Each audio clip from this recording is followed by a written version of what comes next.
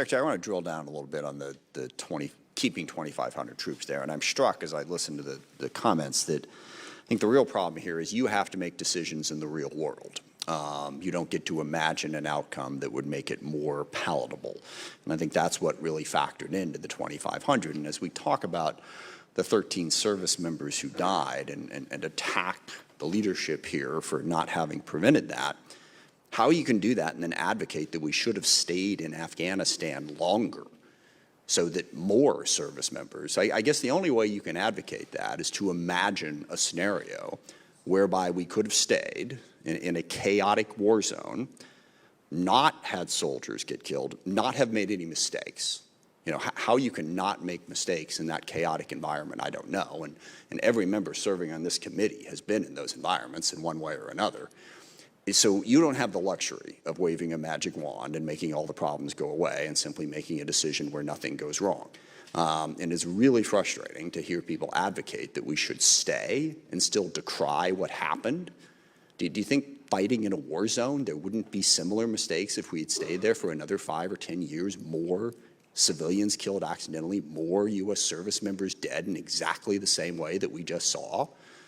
Sorry, that's very frustrating. But could you talk to us a little bit about the 2,500 soldiers, or sorry, service members who could have been left there, and how you approach that decision, and what exactly, well, not what exactly your advice was to the president for what I said earlier, but how you approach that decision and how you attempt to deal with that while advising the president? Well, first of all, Chairman, let me be clear that I support the President's decision to end the war in Afghanistan.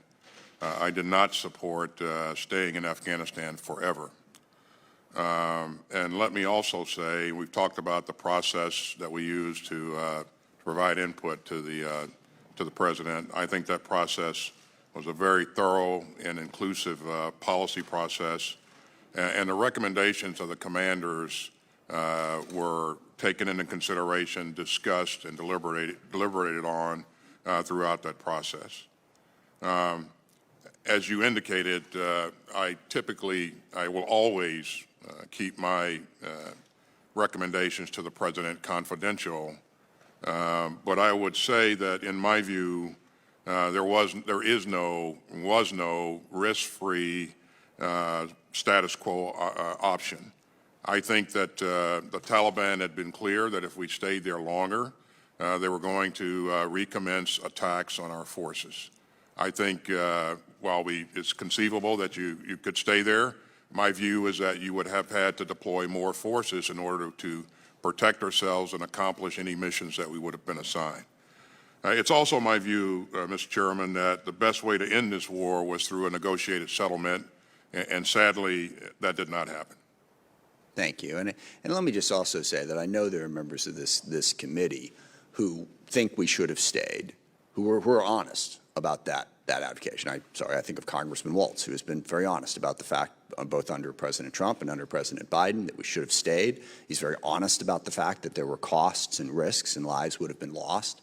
That's the type of discussion that we need to have. But to jump down the president's throat because he actually had to make the decision in an impossible situation, I think does a grave disservice to this committee's ability to do effective and honest, nonpartisan oversight. Costs were going to be borne here. There was no easy option. And I do hope that people will remember that as we go through the questions and answers that will proceed. With that, I yield to the ranking member.